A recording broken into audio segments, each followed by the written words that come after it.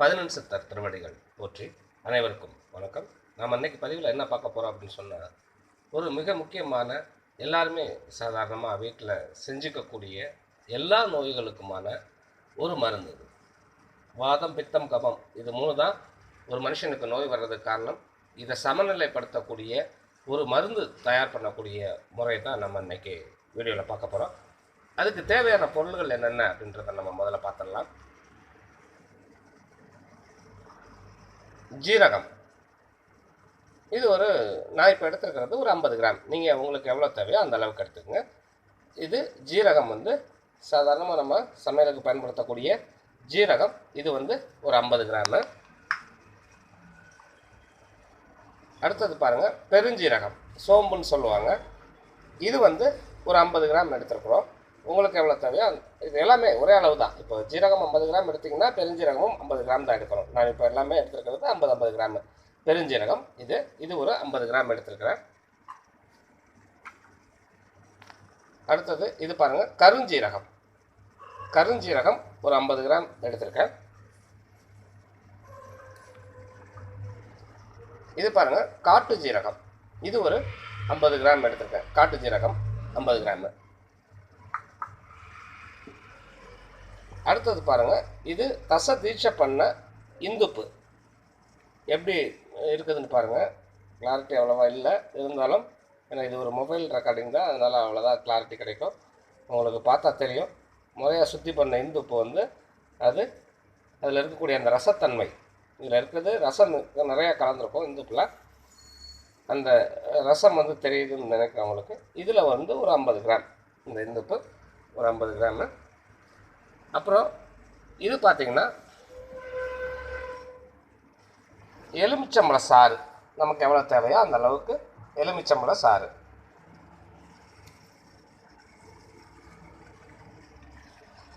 அடுத்தது பார்த்திங்கன்னா ஒரு மரக்கரண்டி, ஒரு மண் சட்டி, சரியா?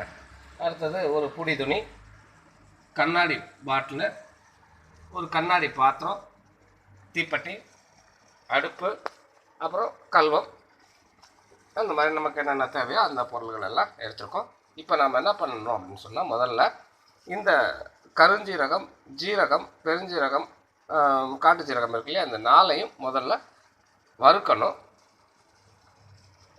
நான் இந்த ஃபோனை இங்கே ஒரு இடத்துல வைக்கிறேன், பார்த்துக்குங்க.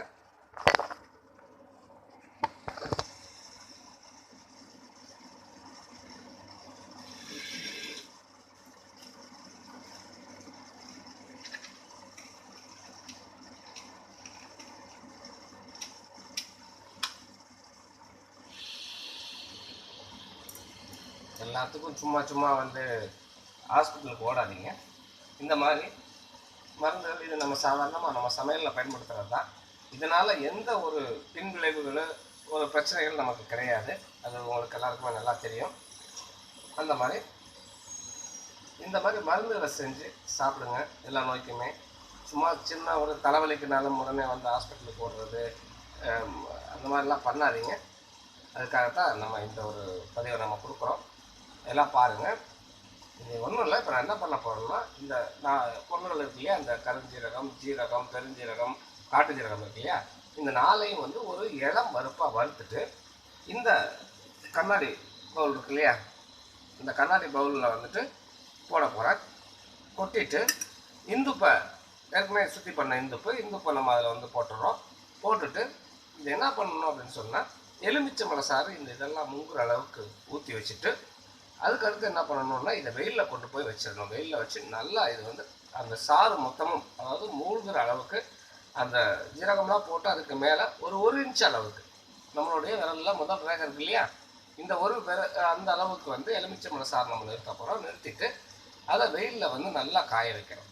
அது நல்லா காய்ச்சி அந்த எலுமிச்சம்பழ சாறை மொத்தமும் அந்த ஜீரகங்கள் குடித்து, அந்த உப்பு ஜீரகம் இதெல்லாம் குடித்து அது என்ன ஆகும் அப்படின்னு சொன்னால், அதுக்குள்ளாரையே ஒன்றுக்கு ஒன்று இதாகிடும். அந்த மாதிரி ஆகுற வரைக்கும் நல்லா காய வச்சிடணும். காய்ஞ்சதுக்கப்புறம் திரும்பி அதே அளவுக்கு திரும்பி எலுமிச்சம்பழ சாறு விடணும். திரும்பி அதே மாதிரி வெயிலில் காய வைக்கணும். இது மாதிரி ஒரு 3 முறை நம்ம செஞ்சுக்கணும். இந்த மாதிரி 3 முறை நம்ம செய்யும்போது செஞ்சுட்டு அதுக்கப்புறம் இதை எடுத்து கல்வத்தில் போட்டு நல்லா பொடி பண்ணி இதை வந்து ஒரு கண்ணாடி பாட்டில் நான் தேடி தேடி பார்த்தேன். நம்ம கவர்மெண்ட் தான் நமக்கு ஹெல்ப் பண்ணியிருக்கு கடைசியில். ஏதோ இதுக்கு நமக்கு இது யூஸ் ஆகுதுல்ல, அதனால் இருக்கட்டும். அதில் வந்து நம்ம என்னென்னா அடைச்சி வச்சுக்கணும். இதில் இருந்து என்னென்னா ஒரு சின்ன ஸ்பூன் அளவுக்கு 48 நாள் காலையிலையும் சாயந்தரமும், காலையில் வெறும் வயிற்றில், சாயந்தரம் அதே மாதிரி சாப்பாடெல்லாம் முடித்ததுக்கப்புறம் இதை தொடர்ந்து நம்ம 48 நாள் சாப்பிட்டோம்னா உடம்புல இருக்கக்கூடிய வாதம், பித்தம், கபம்னு சொல்லக்கூடிய 3ம் நமக்கு சமநிலைப்படும்.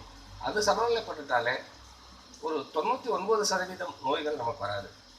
இதை தாண்டி வரக்கூடிய நோய்கள்னு பார்த்திங்கன்னா எல்லாம் பெரிய நோய்கள், அதாவது தொழுநோய், புற்றுநோய், எய்ட்ஸு, இந்த மாதிரியான நோய்கள் தான் வந்து இதோட பெருசாக இருக்கும்.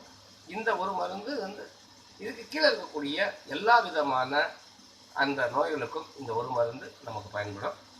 சரியா? அதனால் இதை எல்லாருமே செஞ்சுக்கோங்க. நான் சொன்னதை உங்களுக்கு புரியலைன்னா திரும்பி ஒரு தடவை பார்த்துங்க. ஒன்றும் இல்லை, 4 ஜீரகத்தை வறுத்து ஒரு கண்ணாடி பவுலில் கொட்டுறோம். அதுக்கப்புறம் வந்து இந்துப்பை கொட்டுறோம். எலுமிச்சம்பழம் சாரை அதை முங்குற அளவுக்கு வைக்கிறோம், வெயிலில் வைக்கிறோம். அது நல்லா காஞ்சிரும். காஞ்ச உடனே எடுத்துகிட்டு திரும்பி அதே மாதிரி எலுமிச்சம்பழம் சாறு ஊற்றி வைக்கிறோம். இது மாதிரி 3 தடவை நம்ம செஞ்சுக்கிறோம். செஞ்சு முடிச்சதுக்கப்புறம் இதை எடுத்து கல்வத்தில் போட்டு நல்லா பொடி பண்ணி ஒரு கண்ணாடி பாட்டிலில் போட்டு வச்சுக்கிறோம். தினமும் காலையில் இரவு வந்து 2 வேளைக்கு ஒரு சின்ன ஸ்பூன் அளவுக்கு சாப்பிடுவாங்க. இதுக்கு உபமருந்தாக வந்து என்ன அப்படின்னு சொன்னால் தேன் பயன்படுத்தலாம், பால் பயன்படுத்திக்கலாம், அந்த மாதிரி பயன்படுத்திங்க. காரம், புளி குறைச்சிட்டு இதை சாப்பிடுவாங்க. உடம்பு ஆரோக்கியமாக இருக்கும். வாதம், பித்தம், கபம் சமநிலை அடையும். நம்ம அடுத்த ஒரு நல்ல பதிவில் சந்திக்கலாம். நன்றி, வணக்கம், ஜெய் காளி. நான் இனி இந்த வேலையை நான் செய்ய போகிறேன். ஸோ நீங்கள் இதெல்லாம் இப்போ பார்த்துருப்பீங்க, எப்படி செய்யணுன்றது நம்ம ஏற்கனவே சொல்லியாச்சு. இனி நீங்கள் வந்துட்டு இது மாதிரி இந்த விஷயத்தை செஞ்சுக்கோங்க. நன்றி, வணக்கம்.